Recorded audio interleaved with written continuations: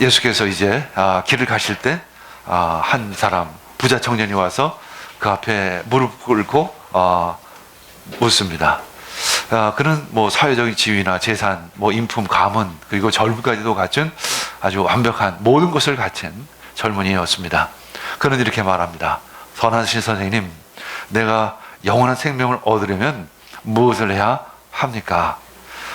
그는 모든 율법을 다 잘 지켜왔음에도 항상 마음에 꺼름직한 어떠한 것이 있었습니다. 왜 꺼름직한 것이 있었을까요? 그는 진정 하나님을 만나지 못했기 때문에 그런 것입니다. 그저 그는 율법을 열심히 지켰을 뿐입니다. 살인하지 말라, 간음하지 말라, 내 부모를 공경하지 하지 않았느냐, 이렇게 얘기하면서 예수님은 5계명에부터 10계명에 관련된 그 계명을 그에게 지켰느라고 이렇게 질문을 합니다. 그가 예수께 말합니다. 저는 어려서부터 잘 지켰습니다. 그는 참 모범적인 청년이었습니다. 그래서 나이가 한 6살 때부터 율법 교육을 받고 또 그 율법을 잘 지켜왔던 것입니다. 그는 사실은 이런 의미였습니다. 내가 지금까지 율법을 잘 지켰는데 혹시 내가 한두 가지 잘 지키지 못한 것이 있으면 가르쳐 달라는 것이었죠. 예수님께서는 그를 아주 사랑스러운 눈으로 바라보시면서 말씀하십니다. 네가 한 가지 부족한 것이 있다. 네가 가진 것을 다 팔아서 가난한 사람에게 주어라. 그러면 네가 하늘에서 보화를 차지하게 될 것이다. 그리고 와서 나를 따르라. 이 말씀은 한마디로 네가 진짜 하나님을 사랑하느냐라는 질문을 하고 있습니다. 네가 율법을 다 잘 지키는 것은 내가 잘 알겠는데 네가 진짜 하나님만을 사랑하고 있느냐, 하나님과 재물을 겸하여 사랑하려고 하는 그런 두 마음을 가지고 있는 것은 아니냐, 이렇게 질문을 하는 것입니다. 이것은 굉장히 본질적인 질문이고 가장 중요한 질문이고 신앙의 시작이 되어지는 그런 질문이었던 것입니다. 그의 마음에 하나님이 계시지 않는다면 그 율법 준수는 전혀 무의미한 것입니다. 우리 역시 마찬가지죠. 우리가 아무리 큰 재물을 하나님께 드린다 할지라도, 내가 하나님의 말씀을 잘 지킨다고 할지라도 우리들 마음 가운데 하나님이 계시지 않는다면 그것은 무의미한 것입니다. 예수님을 따를 수 있는 것은 우리 안에 하나님이 가득하기 때문에 또 예수님을 따를 수 있는 것이죠. 우리는 어린아이와 같은 그런 솔직한 마음으로 우리 자신을 돌아보면서 주님을 간절히 사모하며 그 주님을 따라가야 하는 것입니다. 오늘 말씀은 이제 예수님께서 우리들에게 어떤 긴장감을 주십니다. 어떤 영적인 긴장감을 주시면서 나를 잘 따르라, 신앙생활을 잘 해라, 이런 말씀인 것입니다. 23절, 24절 읽겠습니다. 예수께서 둘러보시고 제자들에게 말씀하셨다. 재산을 가진 사람은 하나님의 나라에 들어가기가 참으로 어렵다. 제자들은 그의 말씀에 놀랐다. 예수께서 다시 그들에게 말씀하셨다. 이 사람들아, 하나님의 나라에 들어가기는 참으로 어렵다. 여러분들 이 말씀을 들으면 나는 부자가 아니니까 다행이다. 대부분 그렇게 생각하실 것입니다. 내가 부자라고 생각하는 사람은 아마 별로 없을 것입니다. 근데 미안하지만 내가 니아스를 자주 가서 그런지 여러분들은 다 부자처럼 보입니다. 여러분들 모두 사실은 최소한 서울에 있는 대부분의 사람들은 하늘나라에 들어가기가 참으로 쉽지 않다. 예수님은 그렇게 평가하실 것입니다. 이 서울이 신앙생활하기는 참 좋은 지역이에요. 어떤 면에서는. 그러나 사실 서울이 가장 신앙생활하기가 어려운 지역일 수 있습니다. 지금은 덜하지만 이 중국 지하교회 가서 예배를 드리는 그 성도분들은 어떤 의미에서는 가장 그 신앙생활하기가 어려운 것처럼 보이지만 사실은 어쩌면 가장 주님께만 집중할 수 있는 신앙인이 될 수 있는 사실 좋은 조건일 수도 있는 것입니다. 사실 우리는 너무 편하다라는 것이죠. 예수를 믿는다고 해서, 교회를 온다고 해서 여러분들이 이 현관문을 들어서면서 눈치를 본 사람은 없을 것입니다. 혹시 경찰이 나를 쫓아오는 것은 아닐까? 공안 당국이 나를 체포하는 것은 아닐까? 이런 걱정을 하면서 교회로 들어온 사람은 아무도 없을 것입니다. 지금 예수님은 우리들에게 어떤 긴장감을 주십니다. 영적인 긴장감을 가지라는 것이죠. 이 긴장은 마음을 늦추지 않고 아주 정신을 바짝 차리는 것을 의미합니다. 마치 시가전을 치르는 어떤 군사와도 같습니다. 시가전이 가장 위험한 전쟁이죠. 도대체 어디에서 적이 나타날지 알지 못하는 것이죠. 그래서 우리들이 신앙생활을 할 때는 어떤 이런 영적인 긴장감을 가지고 신앙생활을 하라는 것입니다. 아마 중국 지하교회에서 신앙생활을 하는 사람은 더더욱 북한 지하교회에서 신앙생활을 하는 사람들은 아마 진짜 이 시가전을 방불케 하는 그런 마음으로 신앙생활을 할 것입니다. 항상 두근두근거리는 마음으로. 누군가 내가 예수를 믿는다고 체포하진 않을까? 그럼에도 불구하고 그 예수님을 따르려고 하는, 그럼에도 불구하고 예배 가운데 나가려고 하는 그런 긴장감을 가지고 신앙생활을 할 것입니다. 그러나 우리는 그런 긴장감이 전혀 없다는 것이죠. 한마디로 루즈합니다. 제 사람들을 보면 이 삶이 참 루즈합니다. 좀 긴장감이 전혀 보이지를 않습니다. 물론 우리 삶에서 긴장감이 항상 좋은 것은 아닙니다. 그렇다고 루즈한 것이 좋은 것은 아니죠. 사실 그들이 가난한 이유가 무엇일까? 어쩌면 긴장감이 없기 때문에 루즈할 수 있습니다. 거기에는 굶어 죽을 일은 별로 없습니다. 최소한 나무에 올라가면 바나나는 언제든지 있기 때문에 굶어 죽을 이유가 없죠. 그러나 우리 한국 사람은 이 겨울을 잘라야 합니다. 겨울을 버티지 못하면 우리는 굶어 죽을 수 있었습니다. 지금이야 그런 일이 별로 없지만 우리 과거에는 이 보릿고개라든가 뭐 그런 이야기들이 있습니다. 이 겨울을 잘라야 하는 것이죠. 겨울을 준비해야 하는 것입니다. 그렇기 때문에 긴장할 수밖에 없었던 것이죠. 그렇기 때문에 그 긴장감이 우리들에게 지혜를 갖게 주었고 또 그것으로 인해서 우리나라가 이렇게 부유할 수 있는, 부강해질 수 있는 그런 계기 중에 하나가 될 수 있었다는 것입니다. 여러분들 비교 잘 사는 나라가 어느 지역에 사는지를 가만히 보세요. 거의 사계절이 있는 나라입니다. 특별히 추운 겨울이 있는 나라의 사람들이 잘 삽니다. 우리들이 영적으로 긴장해야 합니다. 지금 예수님께서는 우리들에게 영적으로 마음을 늦추지 말라고 정신을 바짝 차리라고 말씀하십니다. 특별히 세상에서 아직은 지금 현재는 그런 대로 잘 나가는 사람들에게 지금 말씀하고 있는 것입니다. 네가 지금 잘 나간다고 착각하지 말라는 것이죠. 1년, 2년, 5년, 10년 얼마나 그것이 잘 나가는 것이 지속될 수 있을 것인가. 이 세상은 항상 위험이 도사리고 있다는 것이죠. 주님은 우리들에게 긴장감을 가지고 신앙생활을 하라고 말씀하십니다. 어느 정도의 긴장감을 예수님은 말씀하실까요? 마태복음 24장 41절 42절에 보면 그 긴장감이 어느 정도인지를 우리는 알 수 있을 것입니다. 우리 함께 읽겠습니다. 두 여자가 맷돌질을 하고 있음에 한 사람은 데려가고 한 사람은 버려둠을 당할 것이니라. 그러므로 깨어있으라. 어느 날에 너희 주가 임하는지 너희가 알지 못함이니라. 이 앞절에는 두 남자가 밭에서 일을 하고 있는데 한 사람은 들려지고 한 사람은 들려지지 않는다는 것입니다. 그만큼 긴장감 넘치는 것이 이 구원이라는 것입니다. 누가 하나님의 나라에 들어갈 수 있을는지는 사실 아무도 모른다라는 것입니다. 두근거리는 마음으로 너의 구원을 이루라는 것입니다.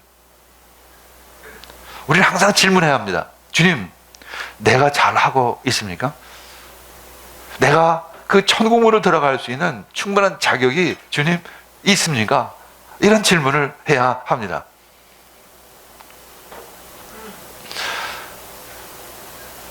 이제 대학 입시가 또 다가오고 있죠.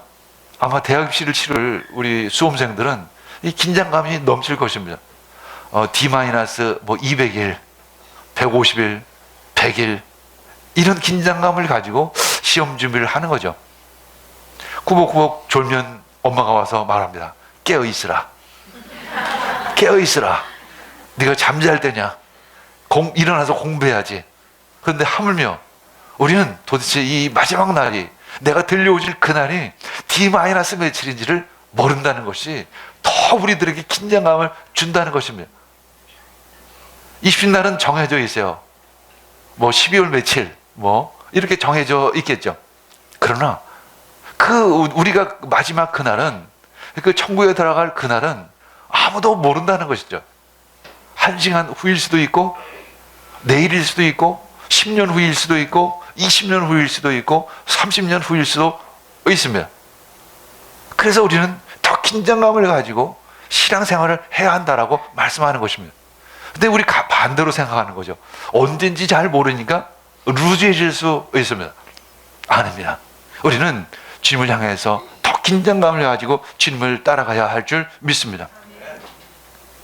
그러면 이런 질문을 할 수 있습니다. 그러면 잘 사는 것이 저주의가, 뭐 잘 사는 것이 나쁜 일입니까? 이런 질문을 할 수 있습니다. 왜냐하면 방금 말에 재산을 가진 사람은 하나님의 나라에 들어가기가 참으로 어렵다라고 말씀했기 때문에 그런 것입니다.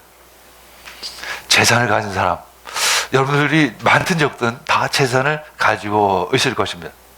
이할 사람들은 거의 재산이 없어요.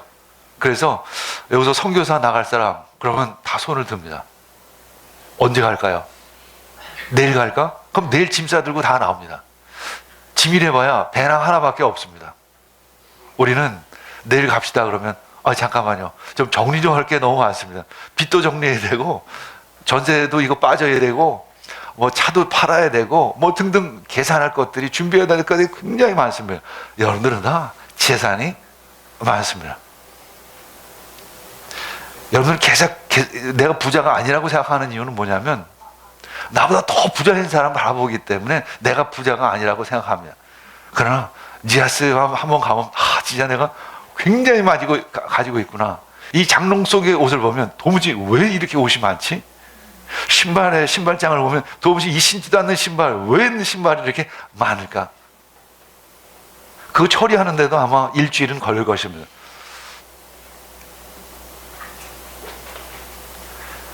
지금 구약에서는 땅의 축복을 상당히 중요하게 여겼습니다.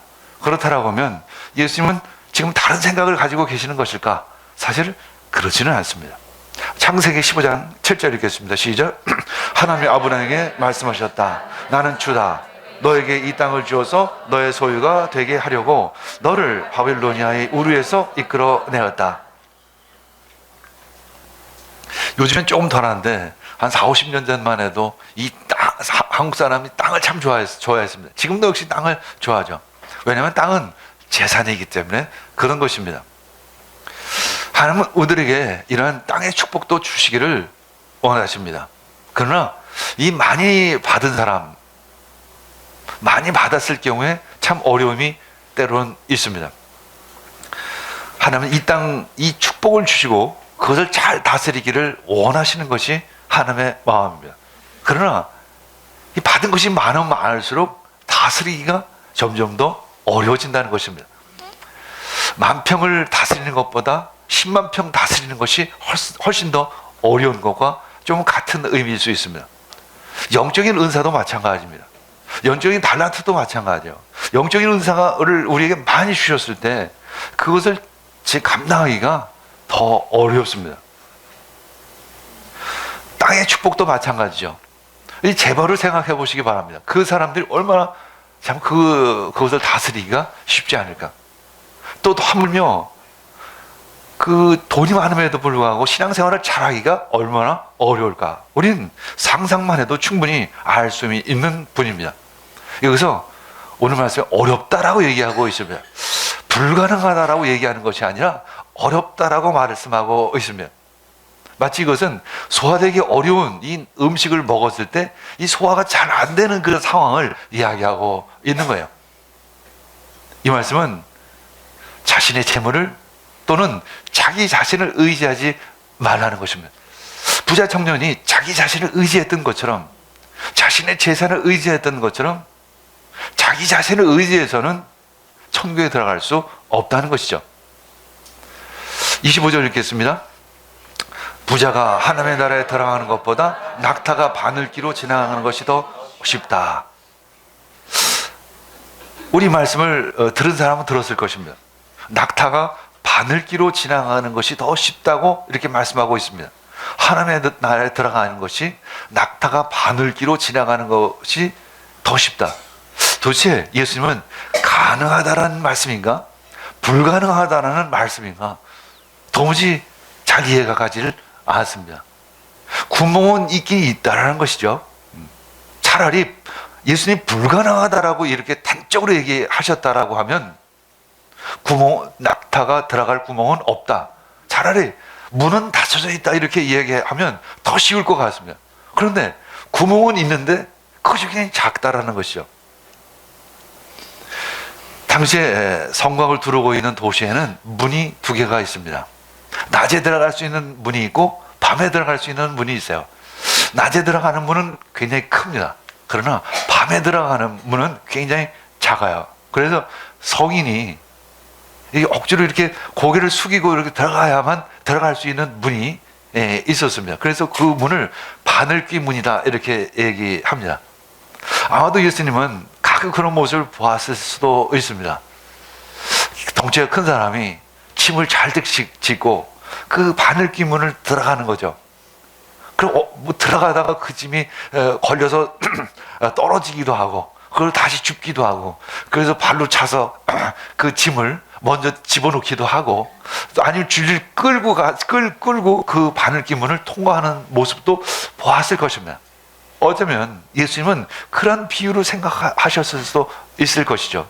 많은 재산을 가진 사람이 마치 천국문을 가는 모습, 들어가는 모습, 마치 저렇게 어렵게 왜 저렇게 어렵게 살까? 왜 저렇게 힘들게 살까? 예수님은 그 모습을 보면서 이런 착상을 하시진 않으셨을까? 그런 상상을 한번 해봅니다. 마치 우리는 그 바늘귀에 실을 넣는 그 신중함, 그렇죠?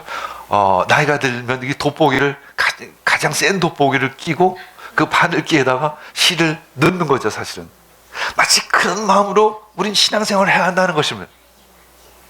마치 우리 옛날에 보면 요즘엔 덜하죠. 믿음으로 구원받는다라고 하니까 모든 것이 너무 쉬운 것처럼 느껴지는 것이죠. 그러나 성경을 보면 천국에 가는 것이 그렇게 아주 단순한 것은 아니다라는 것, 아주 그렇게 쉬운 일은 아니다라는 것을 우리는 알 수 있습니다. 근데 사실 마틴 루터가 종교개혁했을 때 그 믿음으로 구원받는다는 것은 그 믿음을 그렇게 단순화시킨 것은 아닙니다. 지금 부자 청년에게 질문한 것과 같아요. 너에게 진짜 믿음이 있느냐? 이 질문을 한 것과 같습니다. 그렇다면 너의 전 자산을 다 팔 수 있지 않느냐? 아니 네가 믿음이 있는데 네가 진짜 하나님을 사랑한다면 근데 그 믿음으로 그 사랑으로 너 그 전재산 네가 가지고 있는 그 전재산 정도는 아무것도 아닌 거 아니야? 라는 질문을 하는 것과 같은 것입니다. 우린 지금까지 그 믿음에 대해서 오해한 부분이 있었던 것입니다. 마태복음 7장 13절에도 같은 이야기가 나오죠. 좁은 문으로 들어가라. 시작. 좁은 문으로 들어가라. 멸망으로 인도하는 문은 크고 그 길이 넓어 그리로 들어가는 자가 많다는 것입니다.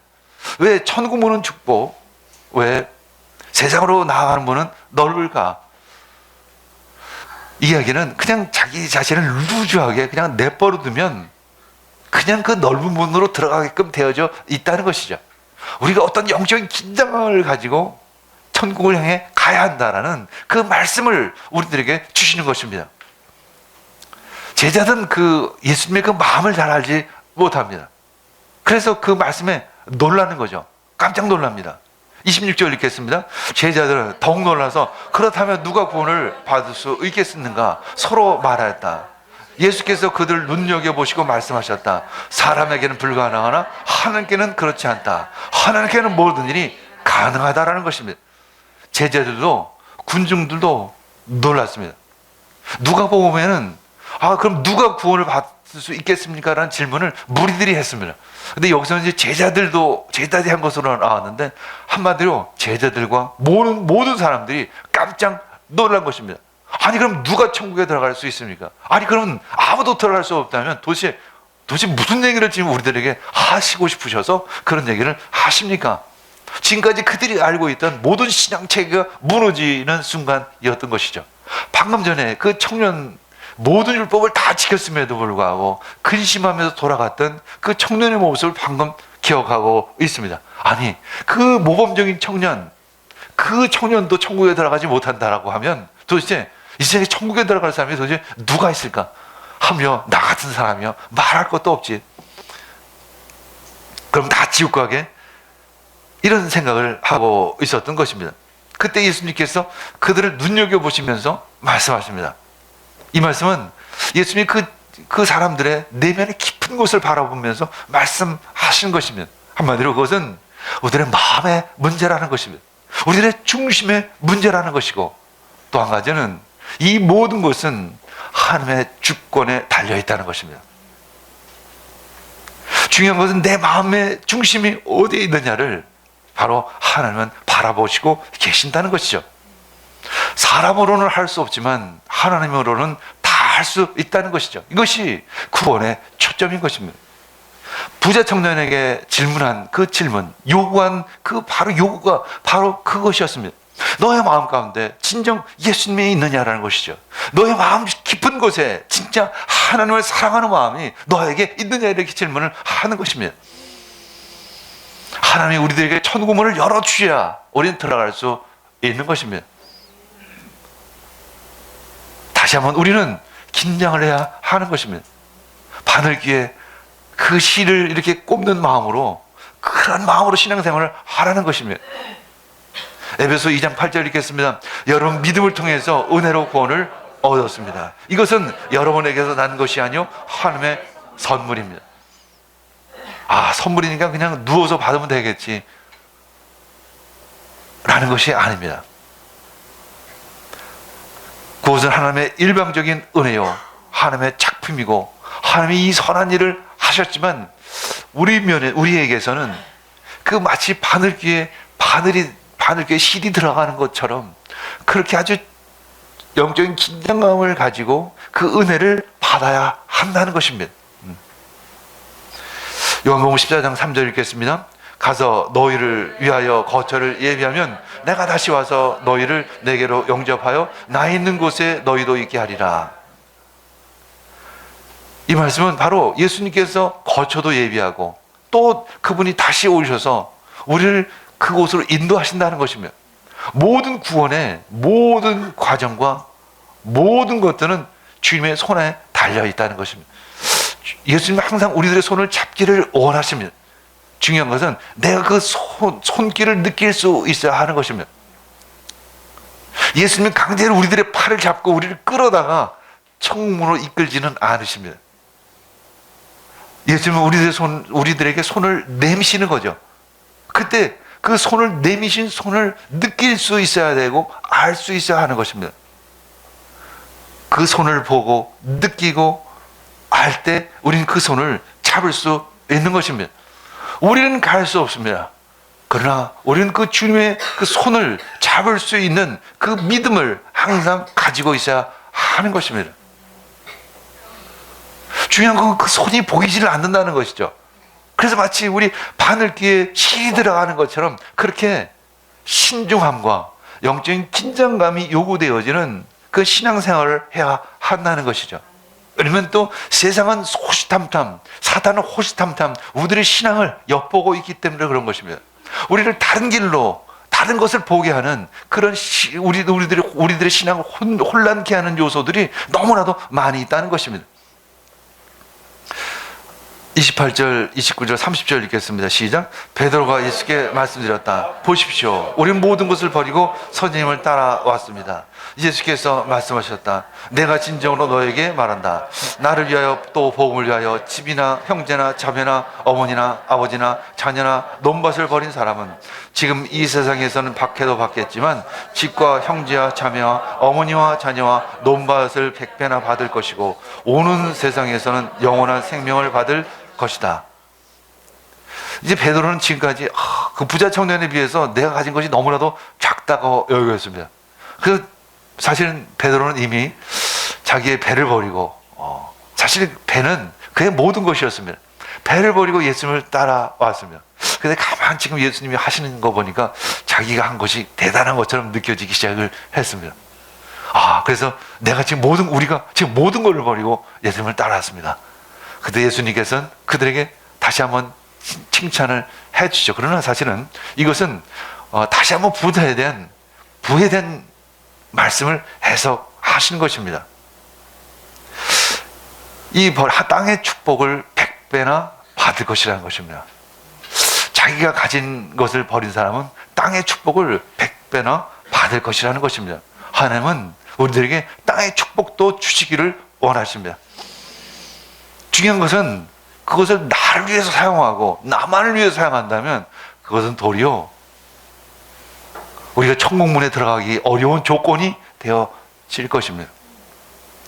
그러나 하나님이 주신 것을 하나님 나라를 위해서 이웃을 위해서 사용하고 잘 다스리라는 그런 의미인 것입니다. 예수님은 지금 하늘의 축복과 땅의 축복을 다 약속하시는 것입니다. 땅의 축복을 100배나 받을 것이고 더불어서 오는 세상에서 영원한 생명을 받을 것이다. 한마디로 영적인 축복과 땅의 축복을 다 허락해 주시는 것입니다. 이 구원은 전 인격적인 구원입니다.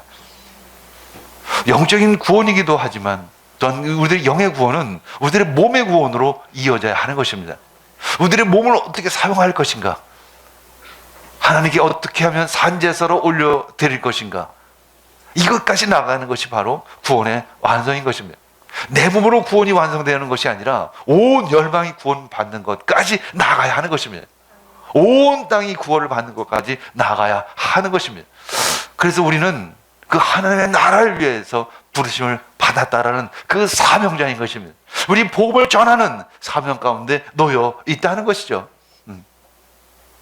그래서 우리는 부활을 증거해야 하는 것입니다. 그분들을 주님께 초청을 해야 하는 것이죠. 그러나 우리는 예수님 우리들에게 말씀하십니다. 그러나 짐을 버려야 한다 말씀하십니다. 짐을 버려야 한다라고 얘기하고 있습니다. 부자 청년의 그 생각을, 그 부자 청년의 그 잘못된 신앙의 모습을 다시 한번 기억해야 합니다. 우리는 행함으로가 아니라 뭔가를 많이 가졌음으로 인해서 구원을 받는 것이 아니라 도리어 버림으로 구원을 받는다는 사실을 알라는 것입니다. 이 싱가포르 에어라인을 타고 가다 보면 보통 짐이 한 30kg까지 그 짐을 실을 수가 있습니다. 근데 저 니아스로 들어가는 그 비행기는 윙스 에어라인인데 거기는 이 10kg까지밖에는 짐을 가져갈 수가 없습니다. 그래서 잘못 알고 이 30kg를 짊어지고 갔다가는 한 20kg는 중간에 버리고 가야만 하는 상황에 놓여져 있는 것이죠. 짐을 버리라는 것입니다. 그래야만 좁은 문으로 들어갈 수 있다는 것입니다. 그 모든 짐을 지고 그 천국문으로 들어갈 수는 없다라고 이렇게 말씀하고 있는 것입니다. 창세기 1장 28절 다시 한번 읽겠습니다. 하나님이 그들에게 복을 주셨습니다. 하나님이 그들에게 말씀하기를 생육하고 번성하여 땅에 충만하여라. 땅을 정복하여라. 바다의 고기와 공중의 새와 땅 위에서 살아 움직이는 모든 생물을 다스려라. 소유하는 것이 아니라 다스리는 것입니다. 그것이 바로 땅의 축복인 것입니다. 이 세상을 잘 다스리기를 원합니다. 그 세상의 축복이 여러분들 짐이 되어지지 않기를 원합니다. 짐이 되어지지 않는 한, 되는 한, 될 때 그것은 우리들의 행복이 아니라 불행이 되는 것입니다. 그것은 축복이 아니라 저주가 되어지는 것이죠. 왜 그럴까요? 우린 창세기 3장 17절을 우린 기억하고 있습니다. 아담에게 이르시되 내가 내 아내의 말을 듣고 내가 내게 먹지 말라 한 나무의 열매를 먹었은즉 땅은 너로 말미암아 저주를 받고 너는 내 평생에 수고하여 그 소산을 먹으리라, 이렇게 말씀하신 것입니다. 그 땅의 축복을 취하려고 할 때, 다스리는 것이 아니라 내 것으로 하려고 할 때, 그것은 도리어 저주가 되어진다는 것입니다. 네가 애쓰고 수고해야만 억지로 풀칠할 정도라는 것입니다. 네가 진정한 행복, 진정한 기쁨, 이것을 누릴 수 없다는 것이죠. 진정한 안식을 누릴 수 없다는, 그 재물을 바라보고 재물이 너의 삶의 목표가 되는 한 너는 진정한 행복을 누릴 수 없을 것이라는 것입니다. 도리어 너의 그 재물이 너의 저주가 될 것이라는 것이죠. 하나님은 우리에게 주신 축복이 저주가 되기를 원하지 않으십니다. 절대 저주가 되기를 원하지 않으십니다. 그것이 축복이 되고, 그것을 통해서 이 세상을 다스리기를 원하고, 그것을 통해서 예수 그리스도를 전하기를 원하고, 그것을 통해서 하나님의 나라를 세우는 그런 도구로 잘 사용하기를 원하시는 것입니다.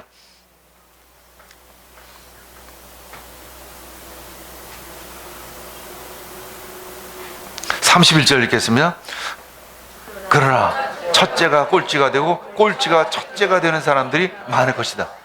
마지막으로 다시 한번 우리들이 말씀하십니다. 네가 지금 첫째로 가는 것 같아? 아닐 수 있다는 것입니다. 첫째가 꼴찌가 되고 꼴찌가 첫째가 되는 사람이 몇 사람 있을 것이라고 얘기하는 것이 아니라 굉장히 많을 것이라는 것입니다. 여기서 우리 다시 한번 생각할 것은 교만하지 말라는 것입니다. 겸손하라는 것이죠. 최소한 하나님 앞에, 우리들 신앙생활을 하는 앞에서는 나는 잘하고 있어, 나 정도면 괜찮을 거야 라고 이야기하는 순간 우리는 꼴찌로 떨어질 것이라는 것입니다. 내가 뭔가 부족한 것이 있을까? 이것은 자책이 아닙니다. 자기 자신을 끊임없이 돌아보는 것이죠. 우리는 신앙생활 안에서 자기 자신을 끊임없이 돌아봐야만 하는 것입니다. 깨어있으라고 이렇게 말씀하십니다. 하나님의 시간과 우리들 그것은 다릅니다. 하나님 바라보는 것과 우리가 스스로 생각하는 것은 굉장히 차이가 있을 수 있다는 것이죠. 그런 의미에서 우리는 잘 알지 못합니다. 내가 수능시험은 그냥 뭐라고요? 이렇게 예비시험도 있잖아요. 한번 자기가 시험을 쳐서 내가 대충 300점이구나 400점이구나 대충 알 수가 있습니다. 그러나 이 신앙만큼은 미리 자기 점수를 평가할 수가 없다는 것입니다.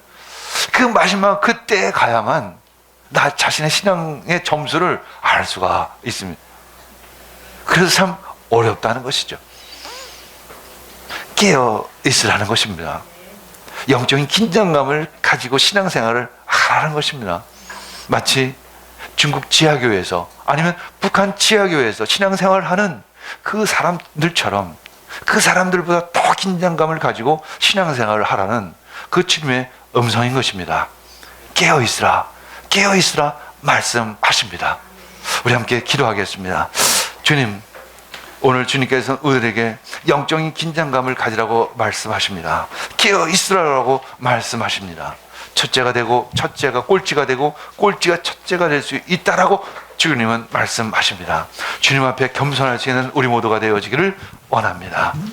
이 모든 말씀 예수님의 이름으로 기도합니다. 아멘.